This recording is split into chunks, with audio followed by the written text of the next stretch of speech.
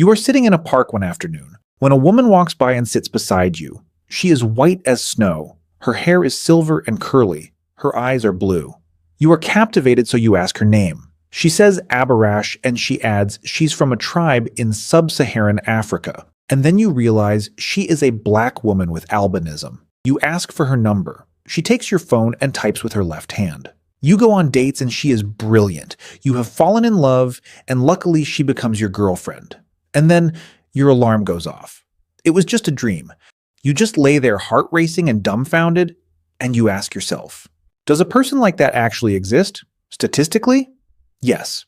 But that raises a more interesting question. Out of the 8 billion people alive today, what would the rarest possible person look like? To answer that, we need to break humanity down trait by trait, starting with where our person comes from. There are roughly 7,000 distinct ethnic groups on Earth. Most of humanity is concentrated in a relatively small number of large ethnic populations. Han Chinese alone account for about 18% of the global population. That is more than 1.4 billion people from a single ethnic group. But on the other end of that scale sit some of the smallest ethnic groups alive. The Sentinelese of the Andaman Islands are estimated at between 50 and 400 people. The Kawahiva of the Brazilian Amazon are thought to be fewer than 30 individuals. The Spinifex people of Australia numbered only around 200 at their last count. For our rarest human, we place their ethnic origin in one of these groups. We will use a conservative population of 500 people within a global population of 8 billion. That is 500 divided by 8 billion, or 1 in 16 million. Our person has now a 0.00000000625% chance of existing. Now we give this person albinism. Albinism is a genetic condition caused by mutations in genes responsible for melanin production. Melanin is the pigment that determines the color of skin, hair, and eyes. In a person with complete albinism, this production pathway is either severely reduced or entirely absent. The result is white or near white skin, very light or silver hair, and eyes that range from light blue to gray to pink depending on how light interacts with the unpigmented iris. Globally, albinism occurs in approximately 1 in 20,000 people. Combining both probability, our person has now a 1 in 320 billion chance of existing. Now the eyes.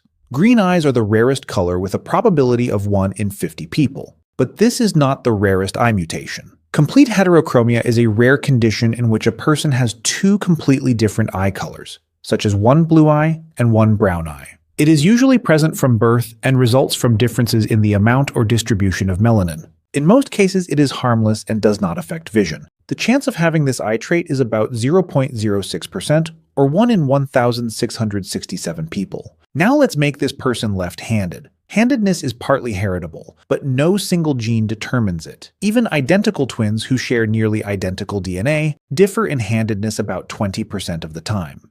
Brain lateralization also plays a key role. Most right-handed people process language mainly in the left hemisphere, while left-handed people often show more bilateral organization, with both hemispheres sharing the load. In many traditional communities, social pressure encourages children to use their right hand, which may lead to underreporting of natural left-handedness. While the true rate could be somewhat higher, a conservative estimate remains about 10% or 1 in 10 people. Now combining ethnicity, albinism, eye color, and handedness, our person has now a 1 in 5.33 quadrillion chance of existing.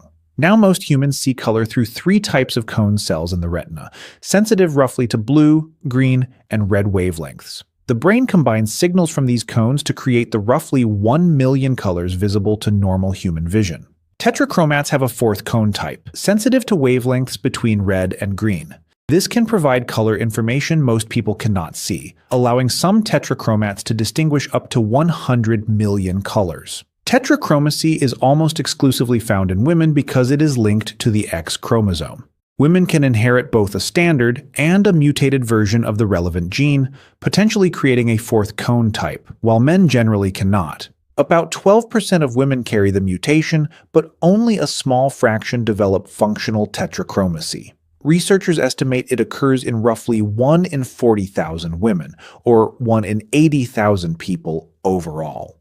Our rarest human remembers everything. Hyperthymesia, or highly superior autobiographical memory, is the ability to recall nearly every day of one's life in extraordinary detail. Not just major events, but ordinary days, conversations, and experiences. The condition was first formally identified in 2006 by neuroscientist James McGaugh after Jill Price described an inability to stop remembering her past. She likened it to a continuous, involuntary replay of her life. Fewer than 100 confirmed cases have been identified worldwide. Even generous estimates that include undiagnosed individuals place the total at only a few hundred people globally, making hyperthymesia one of the rarest known memory traits. Conservatively, we place the probability at 500 out of 8 billion, which is 1 in 16 million.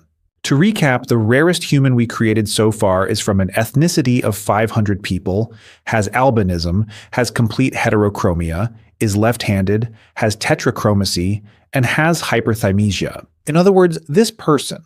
That brings the total probability of that person existing to 1 in 6.83 septillion.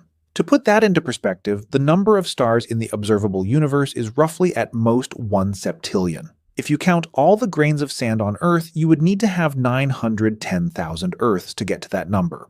And this is not even the rarest person you can make. There are still so many traits that hold countless possibilities. Rare blood types, body mutations, intelligence level, etc. Too many to add to the video.